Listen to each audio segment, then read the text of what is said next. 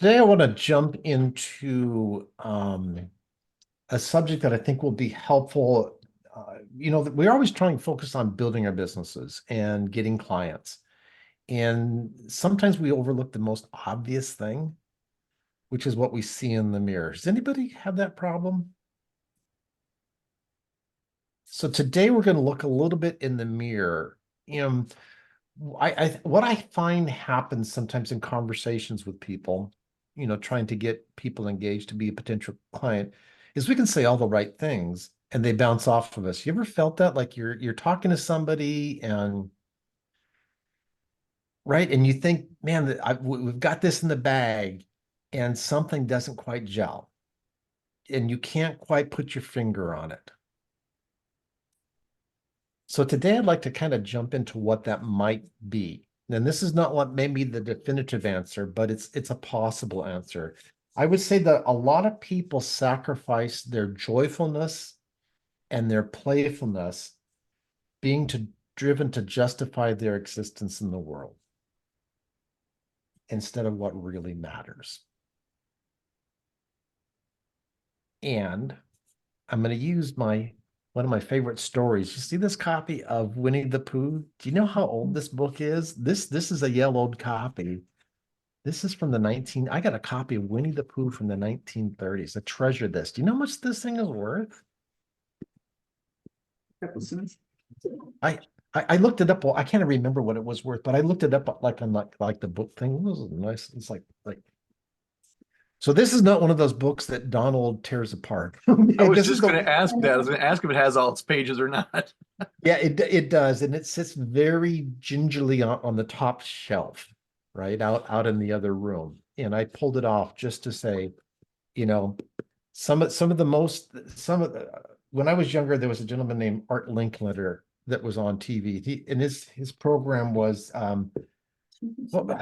Eric, what was it like? Kids say the Kids say the darndest things. darndest things. Yeah, Kids kids say say the that. darndest things. Yeah, yeah. Yeah. So, you know, in Winnie the Pooh, there's the character Rabbit. And I think what happens too many times is that in our businesses, we become Rabbit. Okay. Rabbit is all about prioritizing productivity. He's all about being industrious, organized. He's always planning. But what happens to Rabbit? He ends up stressed and overwhelmed. Anybody relate? Are you so busy in your business that you're ending up stressed and overwhelmed, and you can't figure out why when you talk to people, are they bouncing off of you, right? The other quote that I have from Tolkien that popped up in my feed, actually, my wife posted this of all things. So I'm going to give my wife credit because she brought this to mind. If more of us valued food and cheer and song above hoarded gold, it would be a merrier world.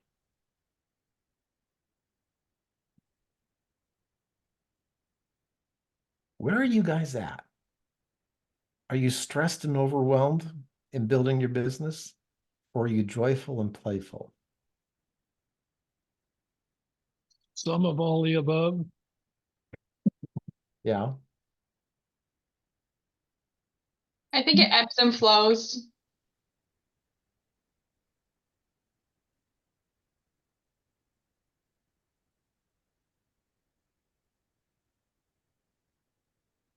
Can I ask a question in response to your question, Donald? Yes, Elaine, please do. Now, at one point, and I think you named the Facebook group this, Donald Stojack asks the question. And then you changed in the emails, Donald Stojack asks interesting questions. So I'm wondering if your idea is to focus on one question per meeting. And if so, what's the overarching question here? Because I've got a lot of questions that kind of sound they're covering the same territory. What do you see in the mirror is one of the first things out of your mouth. Well, so I'm going to put it right. Kind of, so what I'll put it right back to you is, what do you think the question is?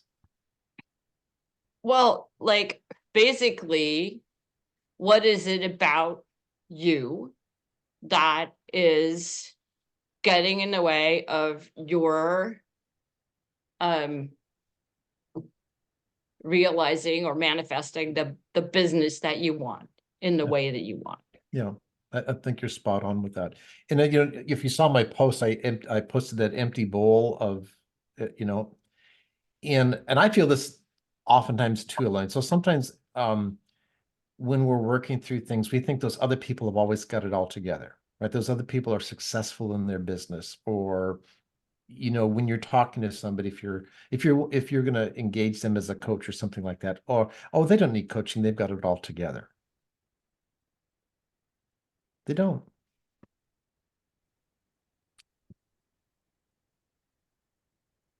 But what we're trying to, One thing that I would like to bring up in that regard is that you talked about targeting people who are buyers and who are kind of already have the ball rolling on whatever it is that you want to help people with.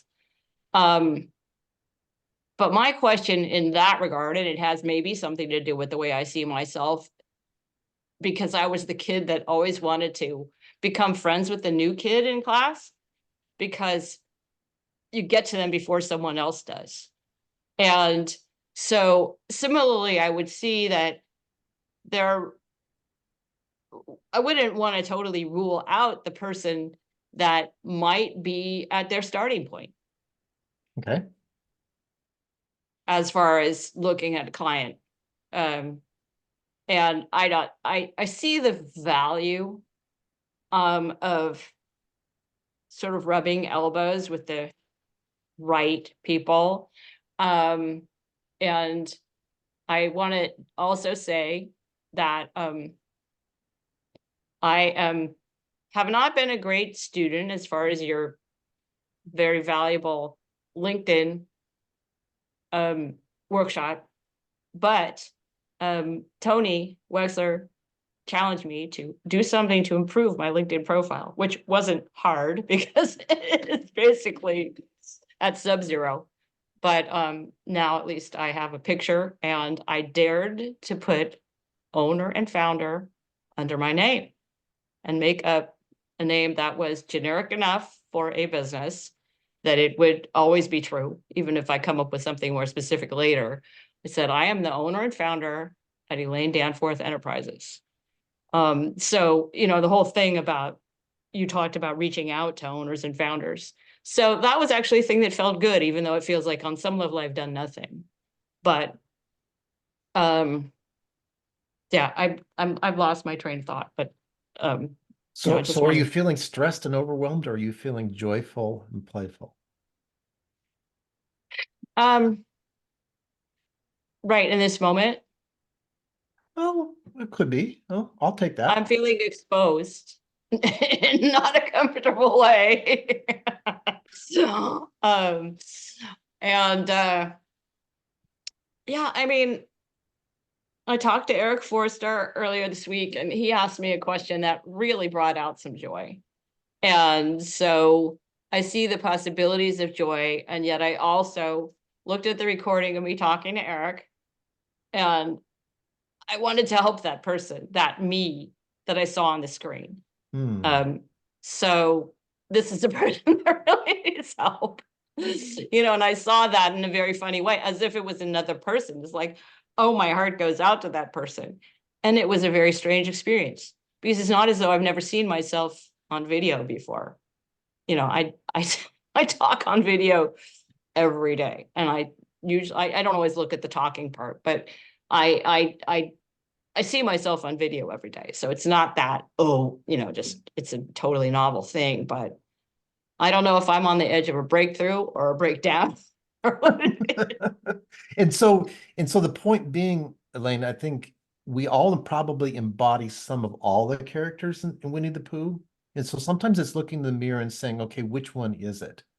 And if in my business, okay, what am I really doing?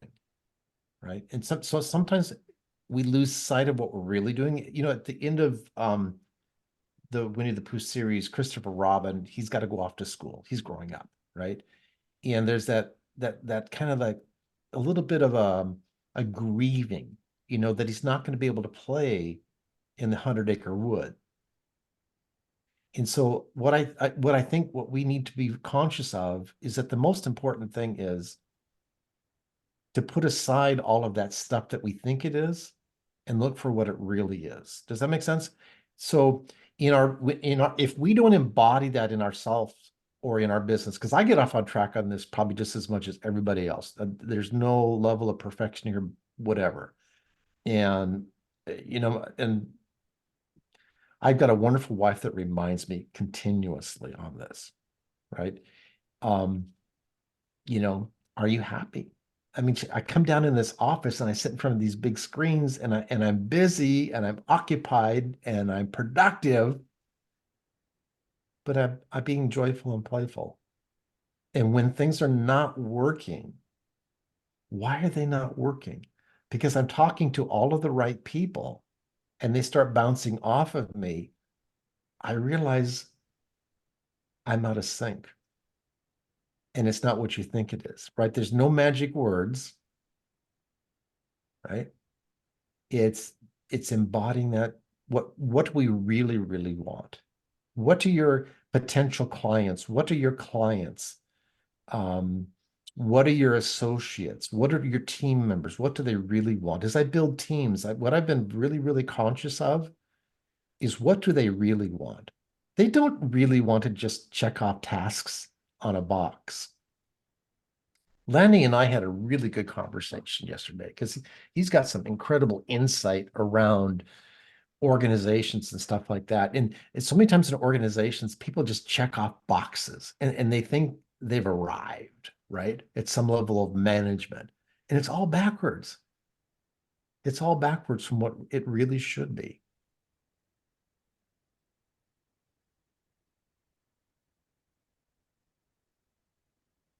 Yeah, it's interesting. I mean, I'm feeling like I'm the person that really needs to check off more boxes, right? Do less feeling and check off more boxes. So, I mean, because I was just on a call with Eric and we had the same thing, was the guy was saying, well, practice, that just feels like, oh, you're just repeating the thing and killing yourself for the sake of doing that. But I mean, he's already good at killing himself. So of course he would. Of course, that wouldn't be the complimentary piece for him. Yeah. But for me, I'm in a program where we are actually encouraged to be making these boxes and checking them off because it shows moving in the right direction. So it's just interesting because I think that's more where I'm at, is that I actually would be beneficial for me to check off boxes and it would not be routine and it would not be meaningless or off purpose necessarily. It could get that way. Okay. As long as you recognize that, as long as you lose your joyfulness and your playfulness. I think it's important to remember too that it's this like an overarching joyfulness. Just we can have great joy in what we're doing and not love every single second of every single task that we're doing. There's just a part, I mean, with anything in life, there's part of it's just something you have to do. It's not the great part, it's not the fun part, but recognizing that task that you're doing may not be your favorite thing to do, but it contributes to your joy because you can see it as part of your overall picture of where you want to go and what you want to do and what you want to accomplish. And I think sometimes when we focus, I'm big about joy, about focusing on that. But sometimes when we do that, we equate that with fun. And that means, and then we start feeling like, well, if I'm not having fun in everything that I'm doing, then I'm not doing it right. And that's not the case. And I think it's important to realize that there are going to be some things that are just stuff that has to be done, but viewing those, being able to see those things as part of the overall direction that you want to go, and therefore being able to take joy and underlying joy, even if it's not fun, that particular task. Yeah. I'd like to bring in another Disney/fairy tale. Since we're on that theme, whistle while you work. Or the fact that Cinderella is singing Sing Sweet Nightingale as she's scrubbing the floors and being told, like, you can't go to the ball unless you do all this. She knows on some level. That's not going to happen. But she found a way to make it work. She found the joy even where she was at. And I think that's something we really need to recognize. It's like, even if it's hard, you can still find that little bit of joy in doing it. I sing all the time when I'm cleaning up the messes that the kids have made. I don't like cleaning up the messes, and I'll sing.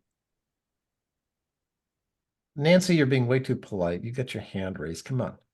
I know. I'm not so good at cutting in. I love this conversation.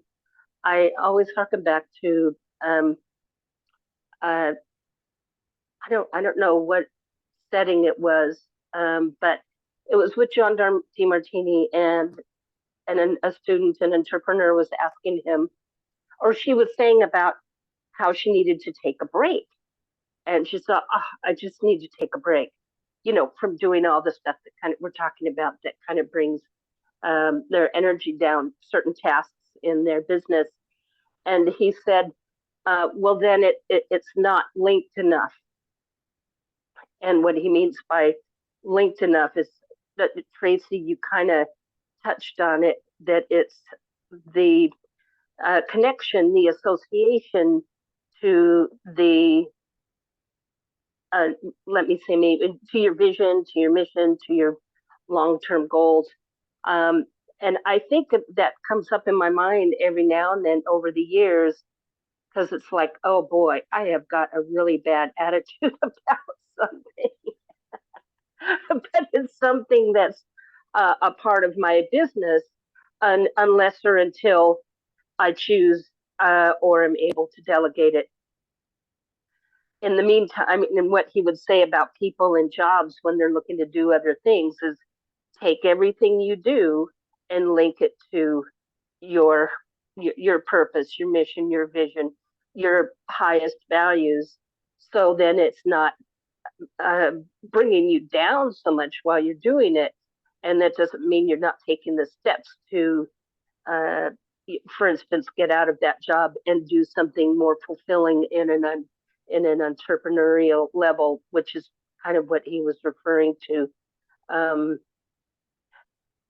And so that I haven't always been able to make that happen. But really, Carly, you made such a great point about cleaning up the stuff with your kids. People wouldn't, kids are super high on your values if you have kids most of the time. Actually, sometimes it's not, and that's okay too. But when something's really high on your values, you do the stuff that's hard and that maybe you don't like. You do the stuff that you love, because it's not all about the pleasures and the pains. It's about your vision. And I'll finish with just, when people say the reward is in the doing, I may not be saying that quite right, but the linking, the moral neural links you have by, writing down how it's going to be a benefit to you in all areas of your life and your top 3 values, say your business, your kids, your aims to travel or have your own home or a better home, that will change your neural wiring. That's what I have to add today. Sorry, I'm not able to have my camera on all the time. You're fine. It's interesting. One of the companies I'm working with right now, they're driving to 100 million bucks in revenue, and they're pretty far along on the pathway. And as I've gotten on meetings with the team, they always start by repeating. Somebody on the call has got to repeat the mission statement of the company.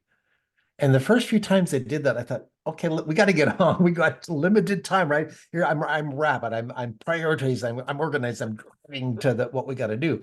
And they didn't just reiterate their mission statement; they embodied it. And part of their mission statement was about having fun.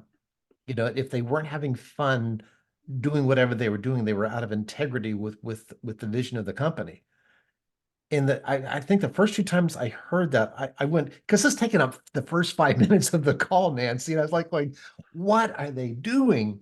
And then I stopped and I thought, oh, that's what they're doing. They aren't just saying it, right?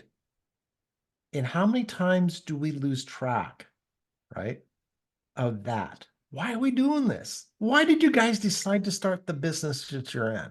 What were you thinking, right? That's right. It's like, That's that some people link their company's mission statement to their own statement, mhm. which also, okay, why am I doing this? Yeah, I know why I'm doing it.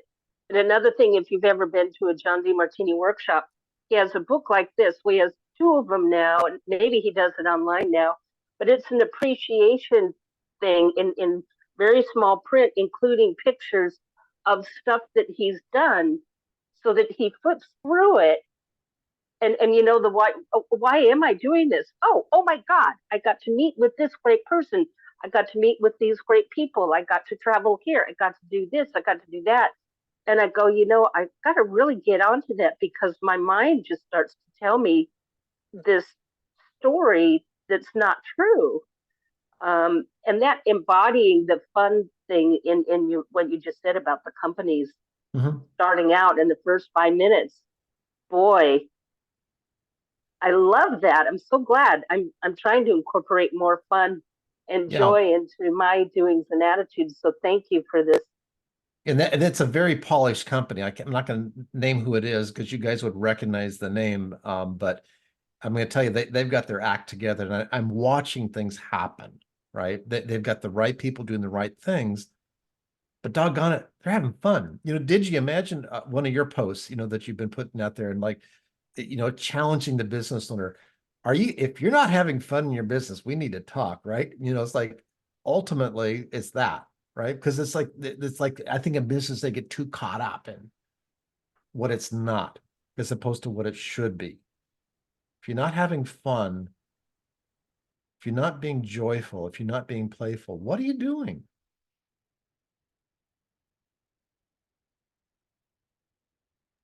I have a story about that. Would it be okay if I shared a little story? Please do. I was just a young social worker, my very first social work job, and I had You're still not young, so now you're a young gut health coach?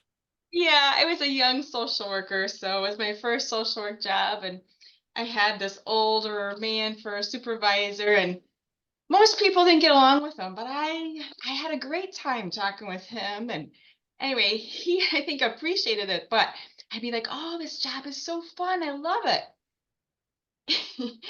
So he heard me say that a little bit too often.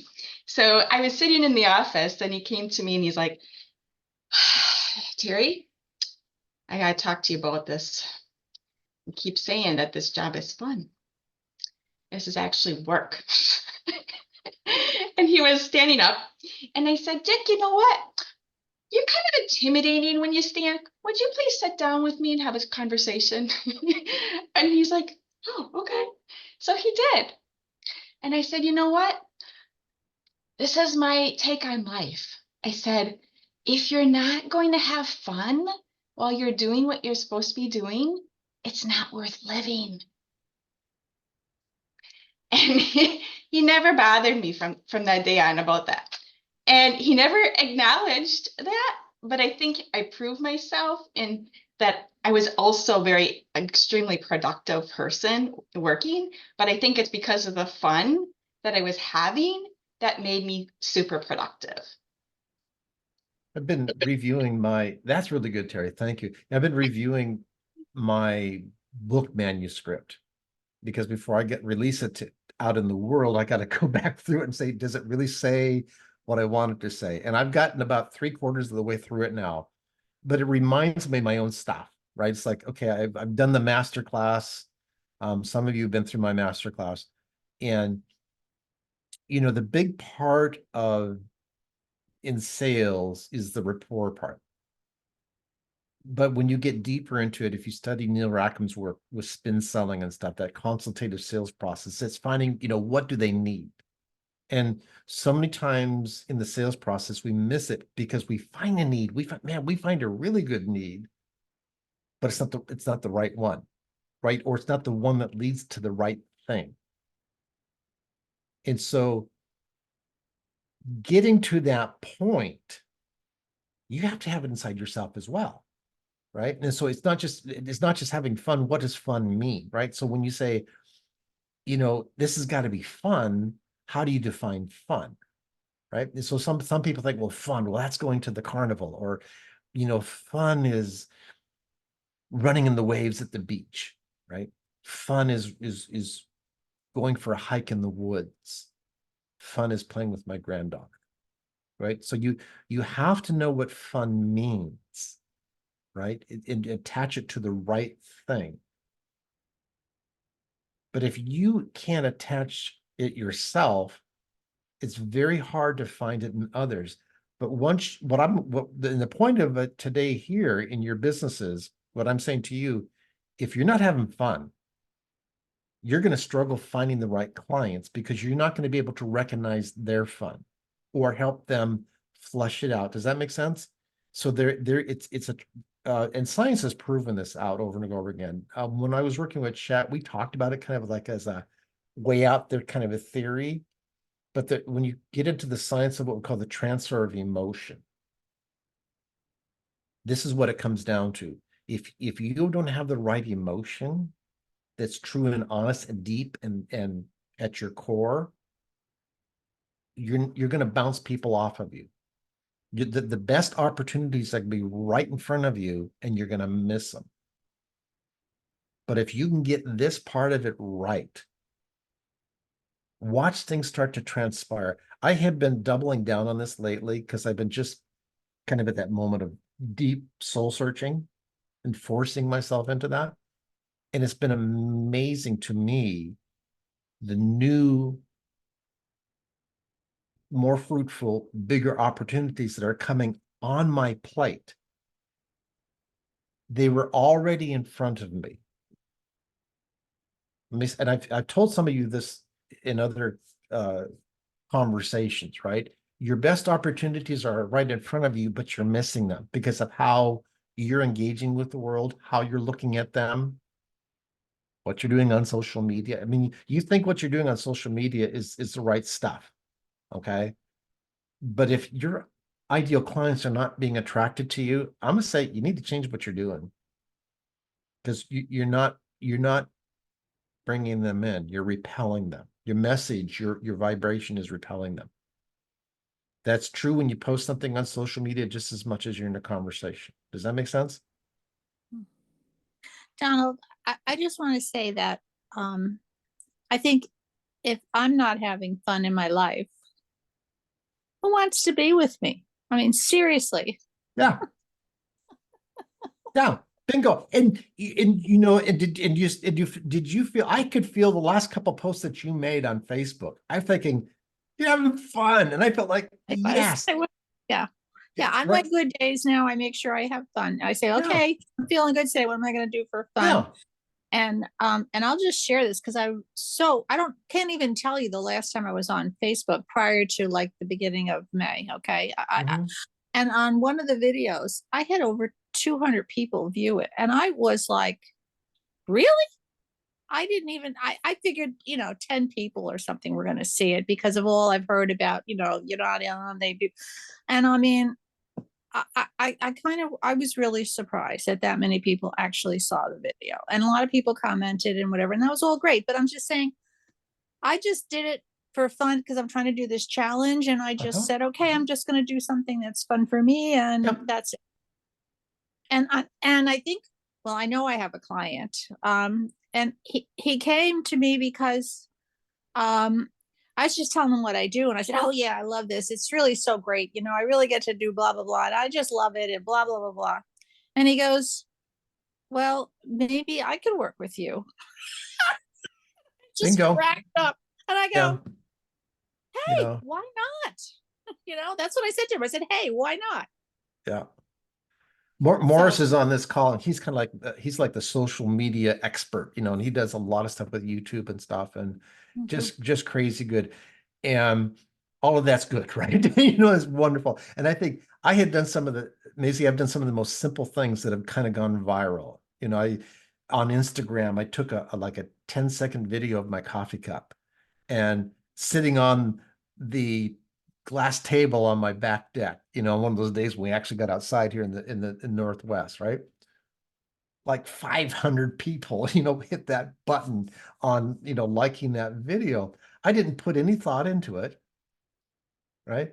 And there wasn't any deep business content. I was having fun.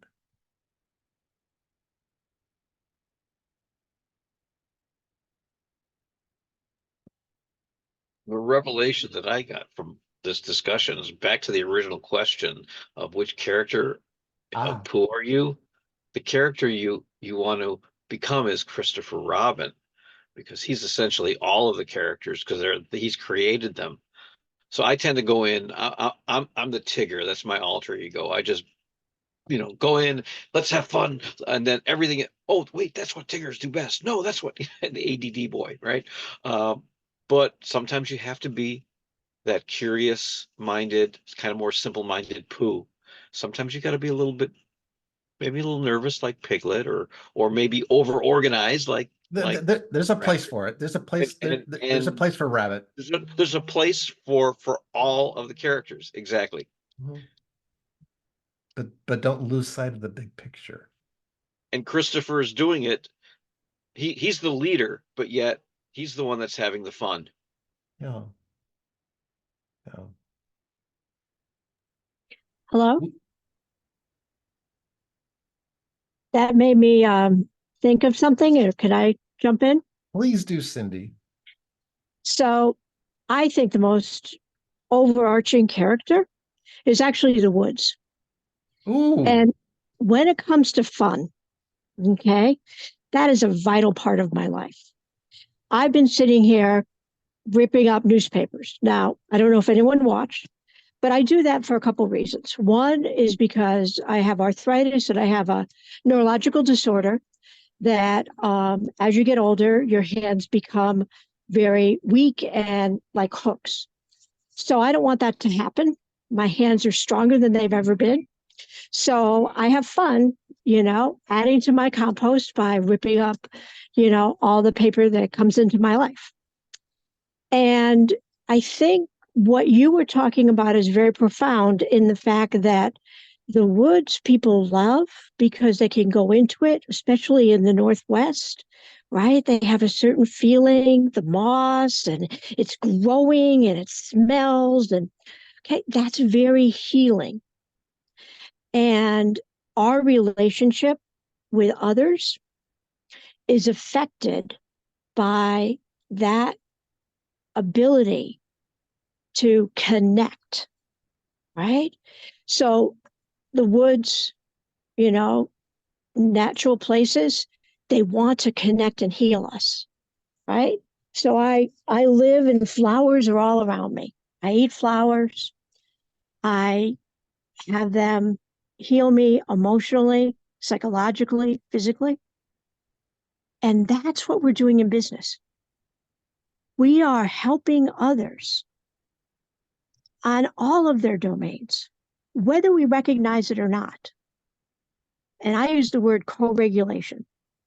And I didn't think it'd be possible over Zoom because I always help people in person. And then all of a sudden I was like, oh my, how am I going to do it over? You know, but it doesn't matter. Because when we choose happiness, right? When we choose adventure, fun, everything I do, I think of as fun. And I don't care what it is. Because I'm able to wake up every day. And for me, that's a win. And Cindy, thank you for that. That was beautiful. Thank you for sharing that. And I think I've got to get into tearing up more of those papers into my compost. That's a great idea.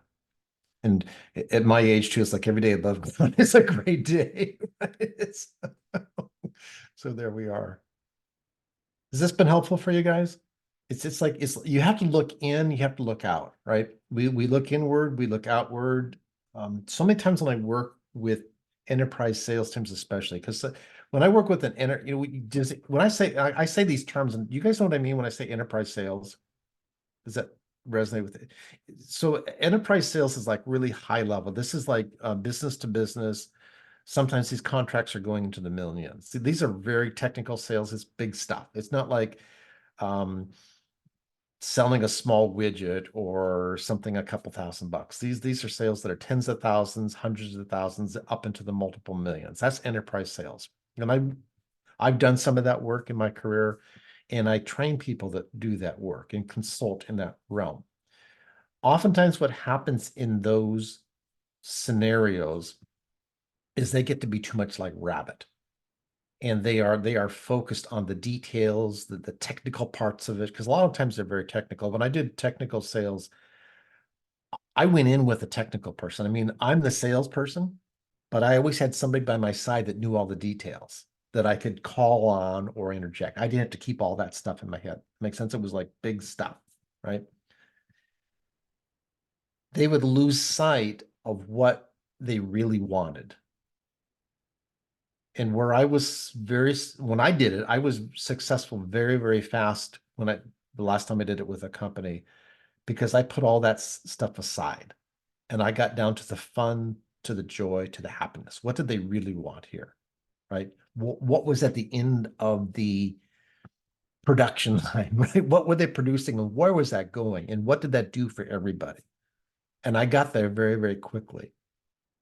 And I remember when I came in, when I was doing it about a dozen years ago, it was like high level software and software that was just the prices. I couldn't even believe what the price was on the software. And anybody ever spent like $100 on a piece of software?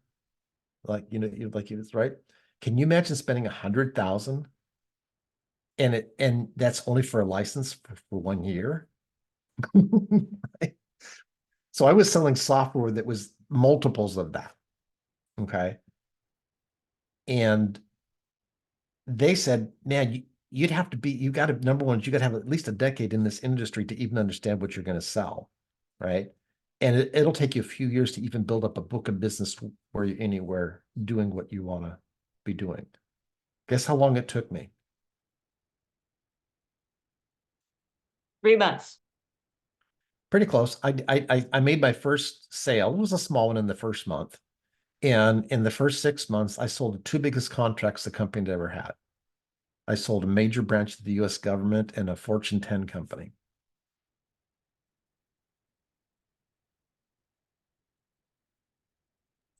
Because You were fun, Donald. I was bingo. And I found, Maisie, I found the right person to talk to, and we had fun. We started, when I was doing, it was actually the US Treasury Department. Okay. And I literally started dialing every office of the US Treasury Department starting in San Francisco. And I think I got to Nebraska, right? And I finally connected with the gentleman. I remember his name was Ian. And I actually didn't even connect with him. I connected with somebody down the chain. I says, I'm looking for what he's, oh, that's Ian, but he's out for a month. He's on vacation, right? And I kept poking back, and I made sure I called a week before I got back, right? I say, and I basically said, is it next week that Ian's back? They says, yeah, okay, I'll call back next week, right? I know it, right?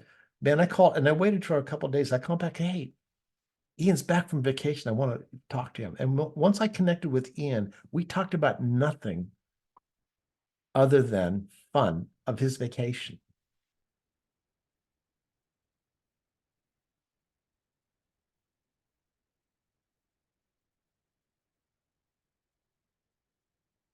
Make sense? I found out where he went on vacation. That told me a lot about him. I had never been there, but you know what I did? I went and found out everything about that location. I knew it upside down and inside out.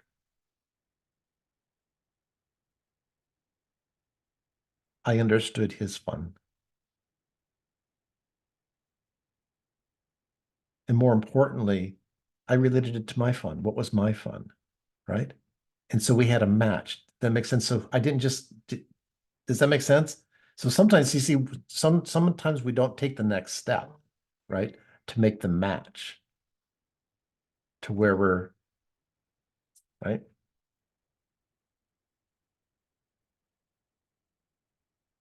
That help you guys out? Like Carly, when you're talking to a woman, right? And we know what the outcome we want to have there, and you know what it's meant for you, right? And what how that has transpired and the ripple effect.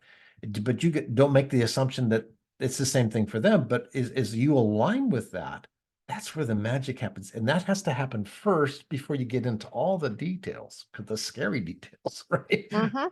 It's I make it fun for them to Yeah. challenge their care provider or to get their partner Yeah. on board or all Yep. of it. all of that So many stuff. of them are like, pregnancy is hard and boring. And I'm like, you Mhm. need to find the fun, even if you're Yep. aching in pain. Yeah. Oh. Yeah. My little boy turned 17 yesterday, and of course, and we had a very natural childbirth. We had the most perfect birthing thing for him, but it brought back all of those memories. And I was thinking about you, Carly, and all that kind of stuff. It's Mhm. like, wow, my little baby's 17.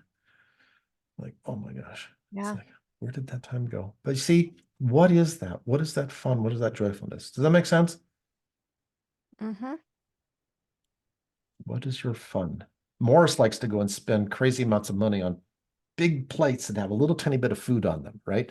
And two dribbles of sauce. Everybody know what that is? It's like, what I mean? It's like, it's like, what's your fun? Okay.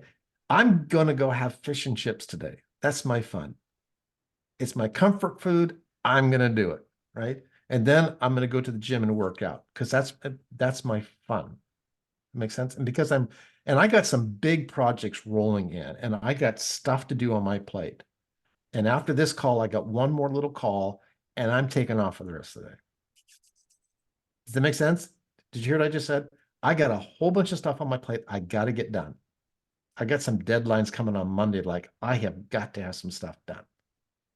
Taking the afternoon off to go have some fun. Mm-hmm. And you have a bowl of it every Friday. Yes, I have a bowl of fun every Friday. Right? Does that make sense? Is this helping you guys out? Does that make sense? Some of you, we've had some good conversations, but I want to make sure that you're tapping into the absolute potential out there, whatever that is, right? And sometimes you're talking with people. I know some of you guys have been doing some of the stuff and you've been seeing some really good results, but I'm just going to remind you and go deep on it. Okay. Does that make sense, Sue? You've been so noisy today. Did you stop talking?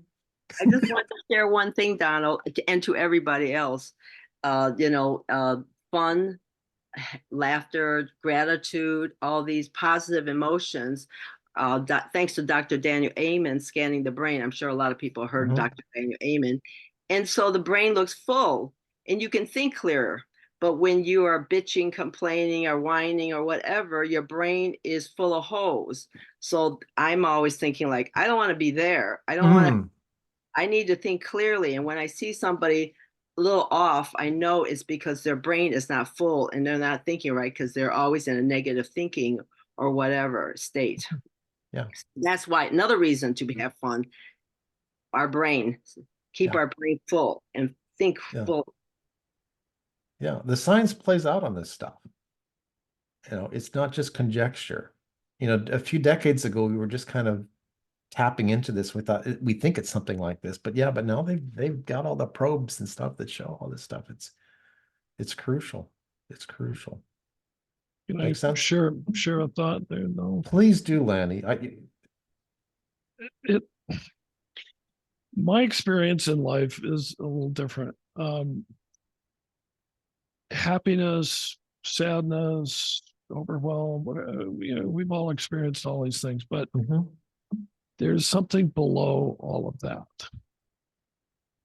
that is connected to our fundamental awareness that is not impacted by happiness or sadness or anything else. And that is always there. And that's the foundation that I work to stay connected to. For what it's worth, good, bad, or indifferent. I don't see the world through the same lens that other people do, but that's been my experience. But the other thing is a couple of things to share. Cindy, you mentioned this earlier, and you know, being out in the woods, you know, the universe is infinitely intelligent. You know, what goes on in the woods happens without anybody's intervention.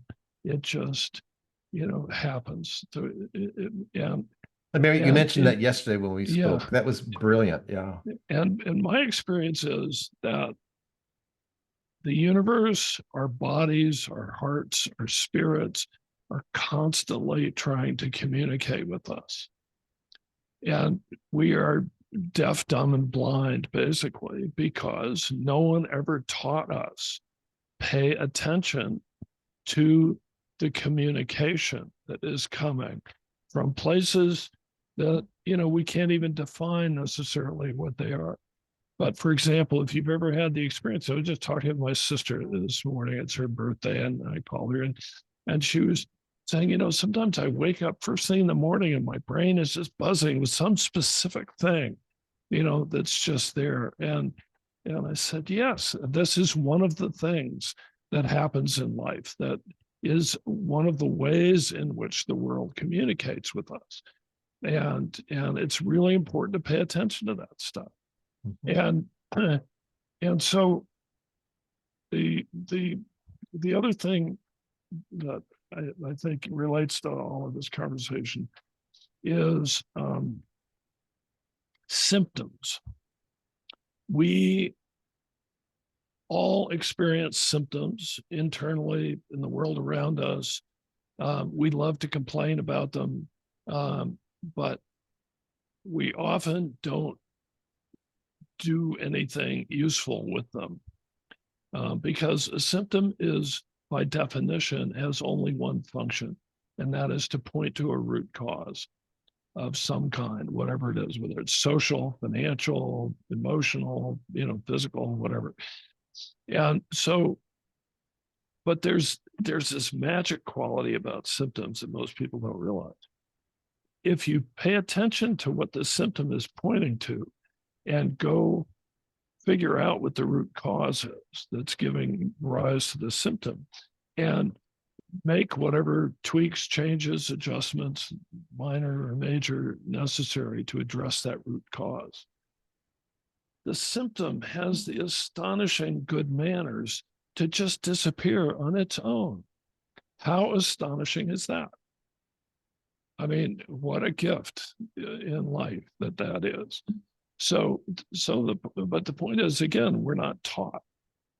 Pay attention to symptoms. They are just talking to us. They're telling us something. They're pointing to something. And all we have to do is to pay attention to what it's pointing to and start exploring and digging and learning and paying attention and listening to the trees and listening to the woods and listening to the heart and the spirit, and start tinkering. And the symptoms just resolve on their own, and we progress, we evolve, we grow, we become more, and we become connected more to that deeper layer that isn't about ups and downs and, you know, fun or stress or whatever. It's about just being in the fullest sense of the term. Anyway, just my thoughts. Those are really good thoughts, Lenny. Thank you so much. And then doing it for ourselves and doing it as you're talking with others too, it's the same thing. You know, don't be so quick to take an aspirin when you've got a headache. Okay, you're right, and we're always, sometimes we're way too quick to cover it over. Don't. Oh, absolutely. I mean, the whole medical system is built around making symptoms go away and not addressing root causes. You know, we call it a healthcare system. They know nothing about health. Yep. And couldn't care less, you know, because there's no money in health. Yeah. I hate to sound cynical, but But you know, but it's true. It's true in marketing. I'm going to tell you, as I work with so many people in marketing, that they throw these cut and paste patches on stuff.